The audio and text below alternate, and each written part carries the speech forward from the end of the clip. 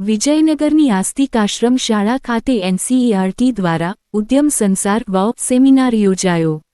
વિદ્યાર્થીઓને વ્યાવહારિક જગત અને એઆઈના પાયાના ખ્યાલોનું માર્ગદર્શન અપાયું।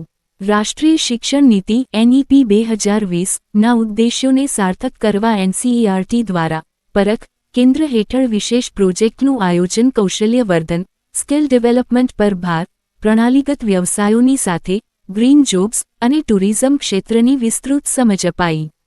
રાષ્ટ્રીય શિક્ષણ નીતિ એનઈપી 2020ના ઉદ્દેશ્યોને સાર્થક કરવા અને વિદ્યાર્થીઓને માત્ર પુસ્તકીય જ્ઞાન પૂરતું મર્યાદિત ન રાખી વ્યાવહારિક જગત માટે સજ્જ કરવાના હેતુથી એનસીઈઆરટી નવી દિલ્હીના પરખ કેન્દ્ર હેઠળ ઉદ્યમ સંસાર વર્લ્ડ ઓફ વર્ક પ્રોજેક્ટનો વિશેષ સેમિનાર સાબરકાંઠા જિલ્લાના વિજયનગર તાલુકાની પીએમ શ્રી આસ્તિક આશ્રમ શાળા આંતરસુંબા ખાતે ઉત્સાહપૂર્વક યોજાયો હતો।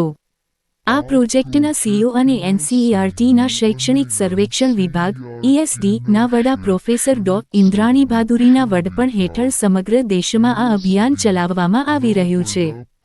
જીસીઈઆરટી ગાંધીનગર પ્રેરિત અને જિલ્લા શિક્ષણ અને તાલીમ ભવન ડાયટ ઈડરના નેજા હેઠળ આયોજિત આ કાર્યક્રમમાં એનસીઈઆરટીના તજજ્ઞોએ ખાસ ઉપસ્થિત રહી ધોરણ 9 અને 10ના વિદ્યાર્થીઓ વ્યાવહારિક જગતમાં સફળ બને તે માટે કૌશલ્યવર્ધન સ્કિલ ડેવલપમેન્ટ પર ભાર મૂક્યો હતો।